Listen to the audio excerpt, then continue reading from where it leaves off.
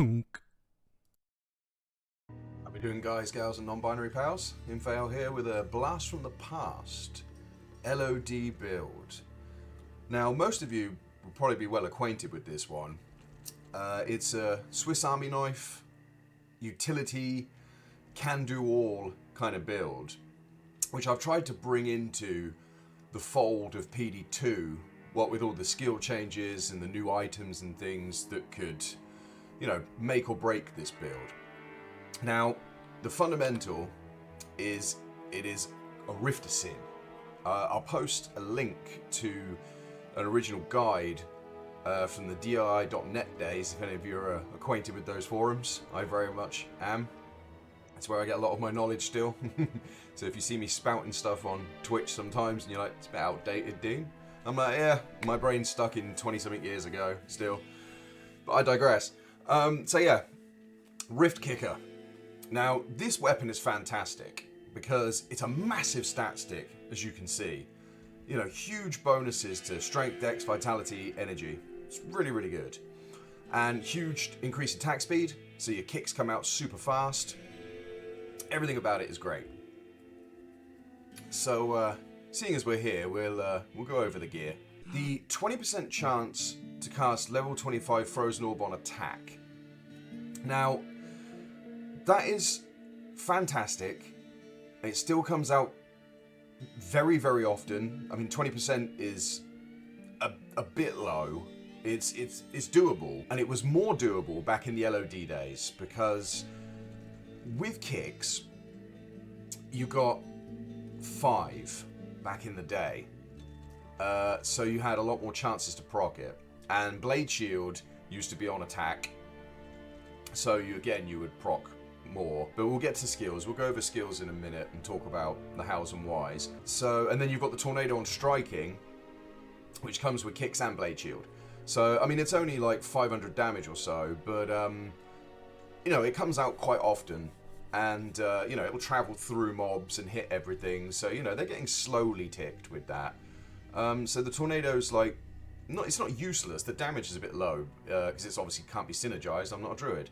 But it's still pretty good. So when it comes to the Frozen Orbs kicking out, we want them to be as powerful as possible. So what we do is we use a bunch of cold gear, to buff the damage.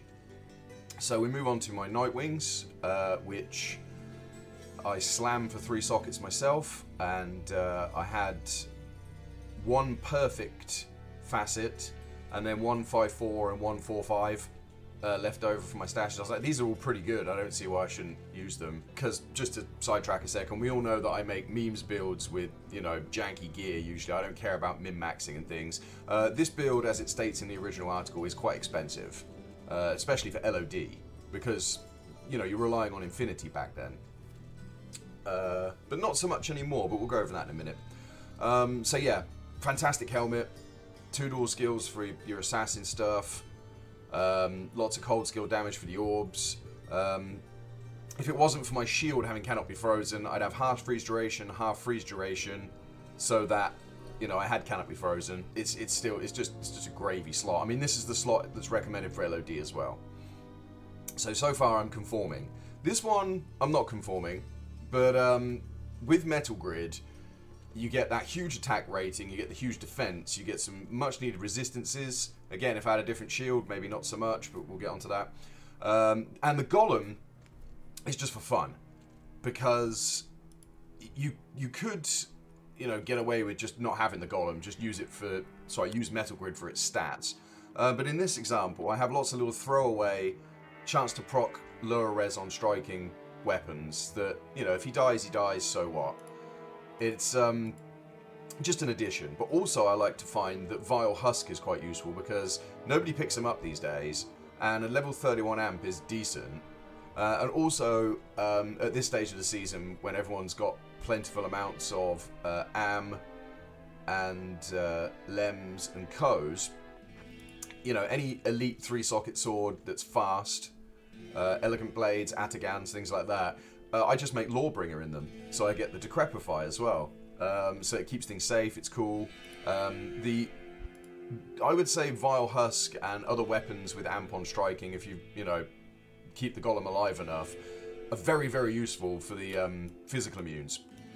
But that's also why, as usual, I have a full-up stash of things here to discuss and use, as well as spell steal on Switch as usual, because I get the groovy amp and teleport. I can't do without teleport, or I really would just have those on, but I'm getting ahead of myself. So, Metal Grid, fun for golems, but the golem isn't necessary. I'm using it for the attack rating to make sure I get the hits with the kicks, so that I can proc the orbs, because that's where the damage is at. Well, the screen AoE damage is at.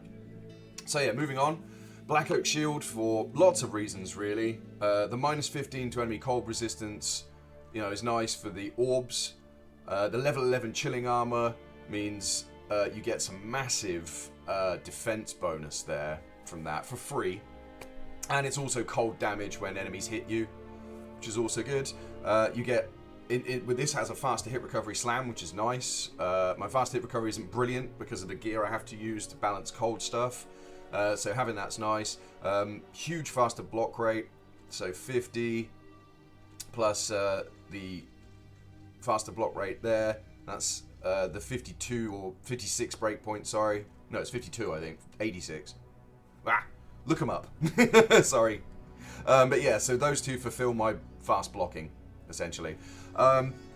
So yeah, the reason I'm picking this as well, it's got so many good bonuses. You've got the really gnarly absorbs cold damage based on character level. I know it's only 11, but it's nice.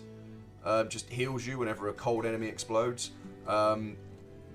Aforementioned enemy cold resistance minus is lovely, and but the overlooked stats on this one are the 46 to dex based on character level there. That just keeps you at max block without having to invest too much in dex.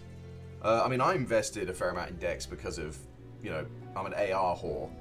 But again, we'll go over stats later. 115 to life based on character level. That's also quite nice for a character that has kind of low life and you need something to boost it up. And it, you know, got two socks on the puzzle box. This was donated to me by Tatty, D2. Go check him out on Twitch. Awesome Finnish dude. So yeah, I would have put 2 facets in here. But I needed the resistances, even with Fade. So 2 like I say, Tatty gave me this as is. It had 2 in it already. I was like, yeah, I'm not taking it out for facets. It's just a great bit of kit. The shield that is recommended in the guide that will be in the video description is Headhunter's Glory because it comes with 3 sockets.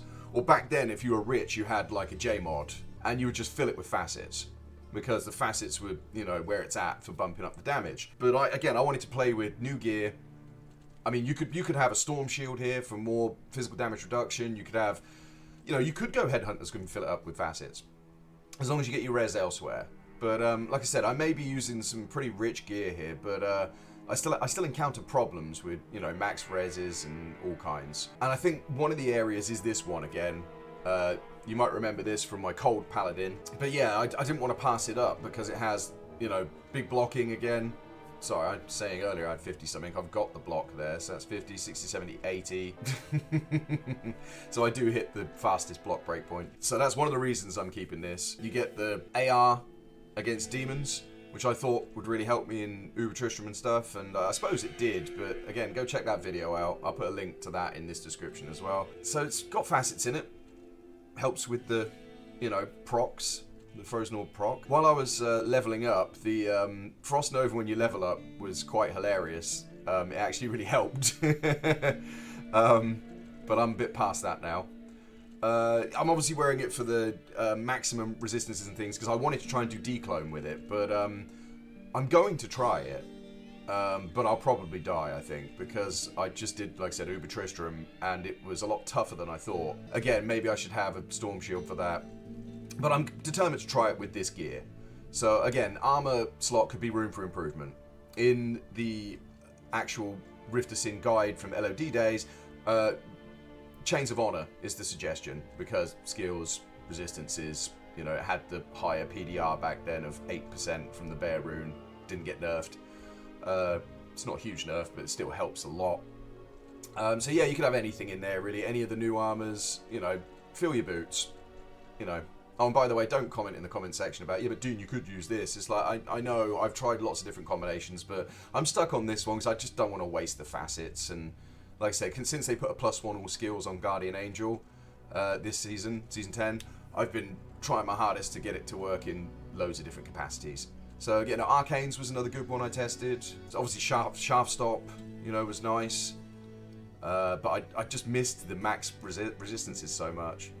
G-Bane, another good one. Again, fill your boots. You don't have to worry. I don't have to tell you. You don't have to tell me.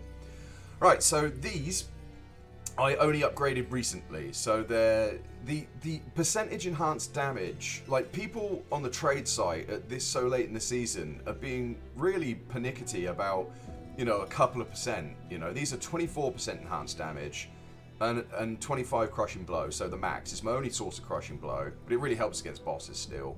I could swap out the whole gear section, which I did actually do, to have a 3-socket G-face with ED jewels and ED rare armor with PDR, an ED rare shield with PDR, all full of ED jewels, Flesh Ripper, Gore Riders. You know, I had a Hand of Brock that I slammed for extra ED, so it had 63% enhanced damage on it. It's super cool. But I did all of that and I wasn't satisfied. This actually ended up doing more damage, this setup. I was like, wow, really? So yeah, in other words, the ED on here, obviously close to max as much as possible, but those few extra percentages, you know, don't listen to people saying, oh, it's worth 5 times as much. I paid an Ist rune for these, because I wanted the enhanced, the maximum fire resist for decline, just so I had that bit extra. My previous ones were just cold res 20, and then I found some more in a maps a couple of days ago, and it slammed for max lightning res. So I thought maybe I'll give Lucian a try. You know, if I can succeed in declone with this character, then who knows, right? Anyway, get ahead of myself. So next thing is an H's piece, again for the juicy maximum resistances, but most importantly the Oak Sage. I'm struggling with life in this build. I've put a lot into strength and dex and things because of the way kicking works. I highly recommend, by the way, reading the Discord? Well, yeah, that too, but the Wikipedia for Pd2 about the changes to kick mechanics. As I said, the strength has been taken out of the equation. It's still damage based, but by adding strength, but it's not as important as dex, which is great because then it goes hand in hand with blocking and things, and AR. But again, go read that. That's part of the homework from this video, okay? String of ears. This was actually donated to me by a friend. My string of ears just had a random slam on it. I can't remember what it was, but I definitely swapped it out for this because it's lovely. Slightly low on the PDR percent of 10, sadly, but MDR 11's great. 8 life leech is great because kicking, you know, you can leech life there and stuff. So it's fantastic, yeah. I needed mana leech. I had a mana per kill ring. I had so many slots lined up for this, but because of the nature of my gear, it was so hard to get mana leech in. So I had to use this ring. So minimum damage because boots tend to be, you know, quite disparate with their damages. As you can see, 69 to 147. So I brought, you know, a bit of minimum up, bit of AR. Reduced curse duration is always nice. The mana leech I needed. It's only 2%, but because you kick so damn hard, you only need 2.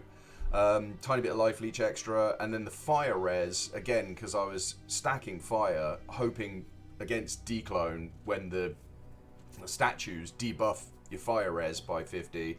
I'm like, well, I've got loads of stacked fire res. So again, let's hope it works. And then lastly, my Titan's Grip that I slammed for ED. I mean, again, every little source of ED you get, off-weapon ED, sorry, makes a difference. Just don't worry about the few odd percentage that isn't perfect, like I said, like with the boots. I mean, I'll show you right now, to be honest. So this one is 26, and those are 24. So, just a quick look, 4875 goes to 4879. You know, it's just, it's not worth to get bogged down in people's trade war BS.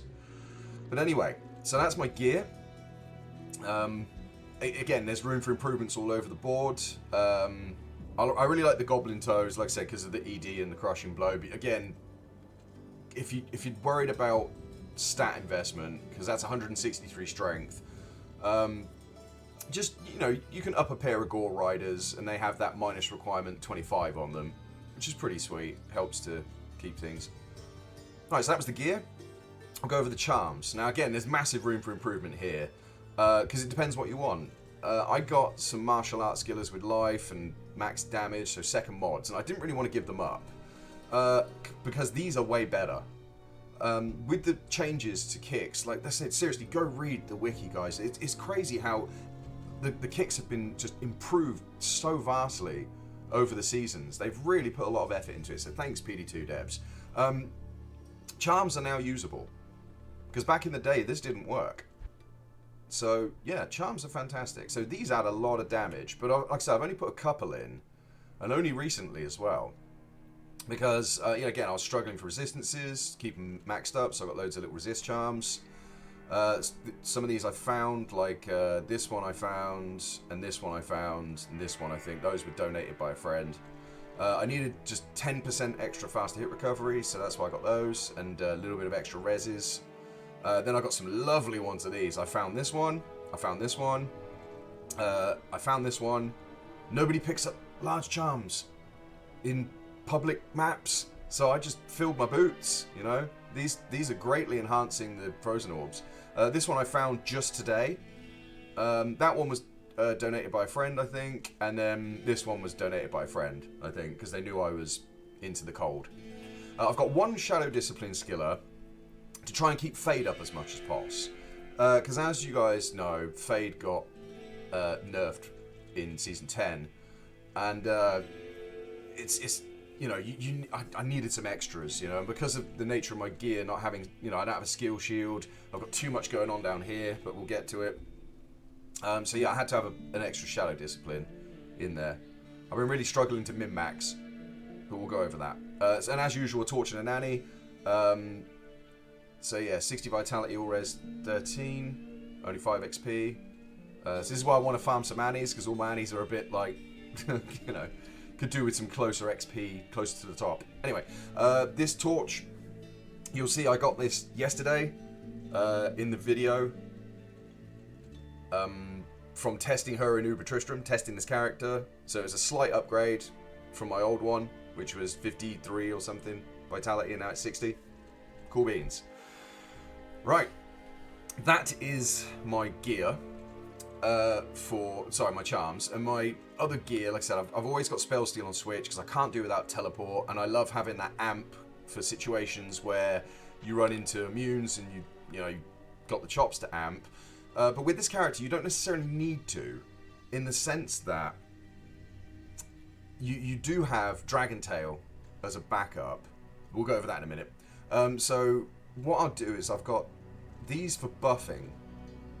So if I buff, you know, quickly slap them on and buff the Fade, it gives me, you know, slightly more PDR. And then Call to Arms, there's videos of me not using it, there's videos of me using it. So yeah, it's not entirely necessary, but again, having Battle Command means you get extra damage, which is great, and then obviously extra life because you're a squishy. And also Demon Limb, because it adds quite a significant AR jump, in the sense that if I'm fighting a map boss, the last one was Wahid, I think. Yeah, there we go. So Wahid was 96% chance to hit him as I currently stand. But if I buff that on, I think it goes to 98 or something. Again, we'll do a little buffing and gameplay. I'll show you guys the map in a bit. So, Merc. Merc is quite expensive, but again, I found a lot of this stuff this time around, so, you know, he gets to be expensive. So, the Infinity is recommended, again, by the guide to really help with the frozen orbs. If you read the guide, it says, like, with the gear specs and with an Infinity, the shards of an orb are about 700 damage, which is quite a lot. And because there's no... Back then, there was obviously casting delay, and kicks don't have casting delay because it was just proccing. So you can get loads of orbs out. It's crazy. So yeah, it really helps. I mean, before I got rich, I'd be using things like this.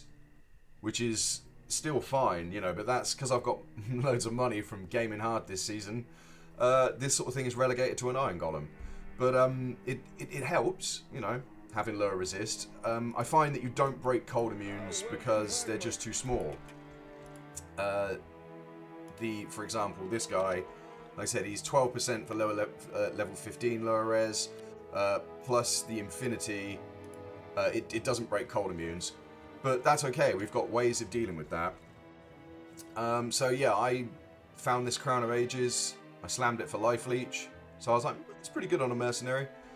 So he has ED jewels and stuff. It's quite nice. This Templars I slammed really early on in the season for +1 to all skills. And I was a bit like, I never got around to using it on a character.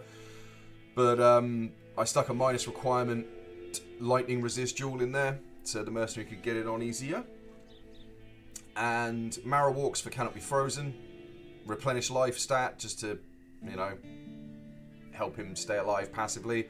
String of Ears to help him stay alive, not passively, with the life leech. I believe this was my old one, actually. There we go. So it had good physical damage reduction. Replenish life is always nice.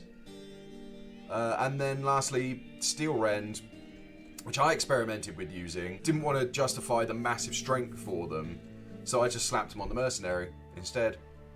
So he's a good tank with, you know, the Crown of Ages and the String of Ears for the physical damage reductions. You know, he's got some ED there and there. He can hold his own. He's a bit squishy because obviously I'm not giving him battle orders and things at the best of times, but I'm going to try and keep this in my inventory. Skillages. So, in the trap tree, in the old days of LOD, you would have had max death sentry and max shockweb to back it up, because you can lay down like a bunch of lightning sentries and death sentry, you know, to blow up the screen, and then chuck out some shockwebs if you fancy it, if you're not kicking.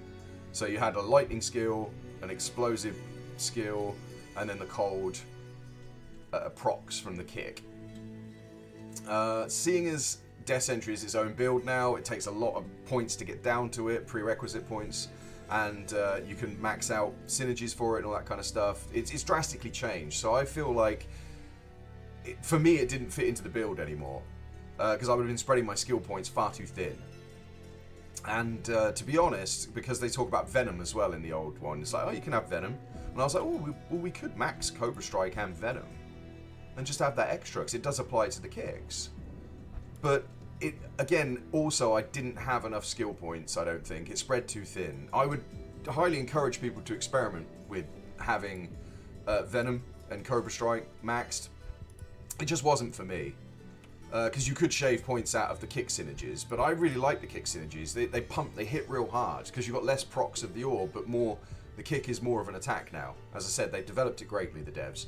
So I stuck my remaining spare points into Blade Shield, which doesn't do a lot of damage. As you can see, it's 244 to 279 plus a quarter of my weapon damage. So if I come out and just have it, actually there is a skill active, it's about the same damage as my tornadoes that come out of Rift. In fact, I think the tornadoes are actually more than the Blade Shield damage. However, it does proc the tornadoes for me and stuff. So I'm like, why not? You know, it's okay. It's somewhere to stick the points for a damage, fire and forget damage. You know, so I don't have to worry about it. It's there. And like I said, it doesn't proc these anymore. If only Blade Shield was still on striking. On attack, we would have frozen orbs coming out. It'd be great, but sadly not. So that's where I dumped 20 points with the Shadow Discipline. So I've maxed Fade. As I said, I've got to try and get that resistances, physical damage reduction, all that up as much as possible now, because it's been nerfed. I mean, you could go Burst of Speed and have way more PDR gear on stuff, but I like Fade. I love Fade. I mean, there's something to be said about running around really fast, which means, you know, I wouldn't have to have teleport on Switch. Again, experiment. Go with what you like, not what I'm not telling you. And then the absolute best 1.1 skill in the world, Cloak of Shadows. As you can see, I always have it on right click. I will spam that, then Dragonflight teleport kick in. You know, the stuff around me is useless. It's standing on the spot like this. You get a defense bonus of 15% just for clicking your 1-point wonder, and enemy's defense goes down by minus 22%, which is really nice. I mean, a lot of people think, screw Cloak of Shadows, I don't need it. But it's amazing. It's such a good 1-point wonder there. You know, it has 3 amazing, you know, built-in things to it, which, you know, blinding enemies to make you safe, and then aforementioned bonuses. It's a great skill. I highly recommend having that on right click. Or, well, hotkeyed or wherever you want to use it. Then lastly, martial arts. So we max Dragon Talon. As I said, sadly only 3 kicks these days, so way less procs.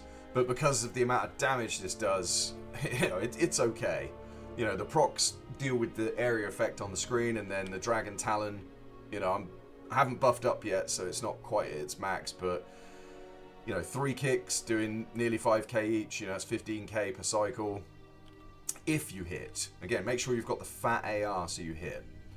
I max Dragonflight next because I use it constantly. I will switch down here, like I said, on Dragonflight and jump in and kick.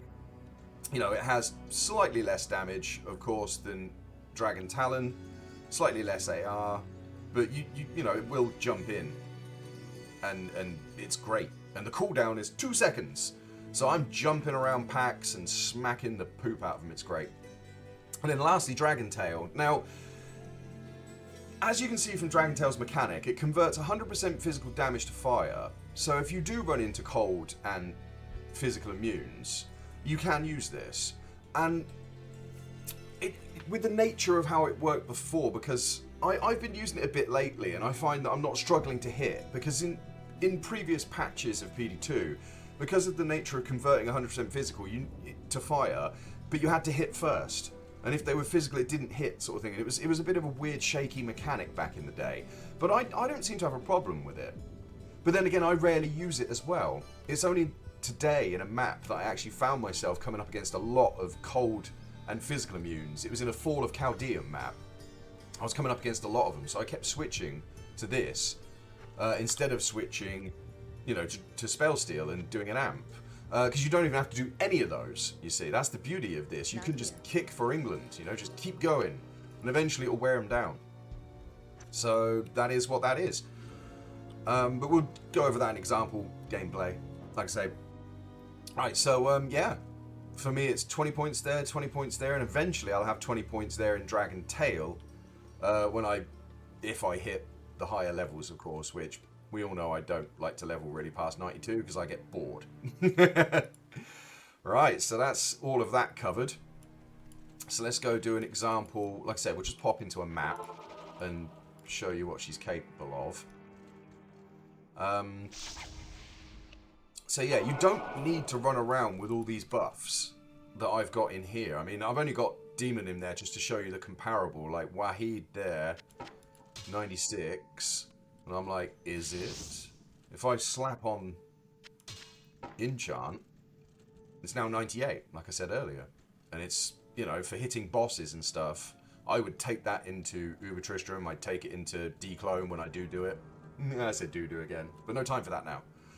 So, I don't always use Battle Command, Battle Orders on this character. Like I said, I'm just doing it now to show you, like, min-maxing and things. Obviously, you guys would have your cube in your inventory, but I hate that, so I won't. Usually, it's enough to just run with this. You know, just bam, bam, there we go. Blade Shield activated, level 27. Fade activated was level 36. And so, yeah, we've got some nice buffs there. So, yeah, let's look at the stats overall.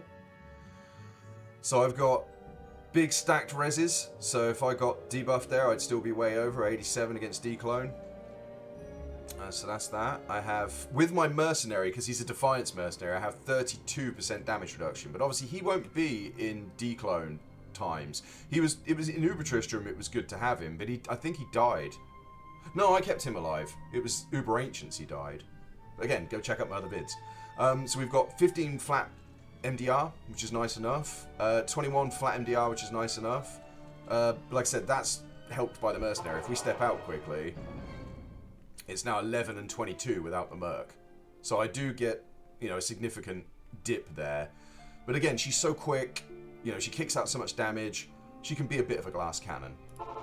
So yeah, not read into this too much. In maps, it's fantastic. Super safe, super tanky, all good. 48 fast hit recovery. I would like more, but like I said, I'm quite struggling with my gear selections. If I put Arcanes back on, we wouldn't be having this discussion. You know, or stone armor. Another thing I experimented with. Stone's great, because again, you don't have to have an Iron Golem. Because you've got Metal Grid on, you have Golems, Mastery and stuff. You can cast a pretty chunky Clay Golem from it. Again, experiment, do your own thing. So yeah, that's the minimum. This is better. But again, you're so fast it doesn't matter. Decent life leech, tiny mana leech, but it's more than enough. I would like more crushing blow, but it's not necessary. It's decent enough against bosses. It'll wear them down enough. So yeah, enough talking. Let's get moving. So we got, yeah, 15k, 5.384, and some decent stuff. Look at that, it's nice. Defense, as you can see, is quite nice. I mean, Wahid's got a 95% chance to hit me, but that is what it is. 75 block, thanks to the dex from here.